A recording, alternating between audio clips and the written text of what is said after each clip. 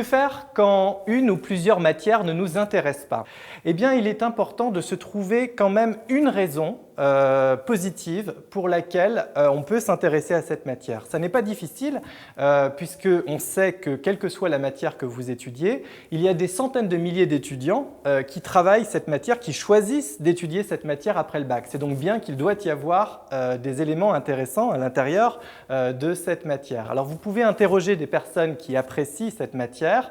Ça n'est pas difficile puisque vous savez que quelle que soit la matière que vous avez dans votre établissement, eh bien, vous savez qu'il y a des centaines de milliers de personnes qui étudient cette matière. C'est donc bien qu'il y a des choses à quoi se raccrocher, qu'il y a des choses intéressantes à l'intérieur de cette matière. Je vous donne un exemple. C'est une étudiante qui n'arrivait pas à se mettre aux mathématiques, qui n'aimait pas ça et qui me disait qu'elle avait eu un déblocage par rapport à cette discipline le jour où elle avait entendu ce qu'Einstein avait dit à propos des mathématiques, qu'on pouvait prendre les mathématiques comme un jeu dans le cadre duquel il s'agissait de chasser X.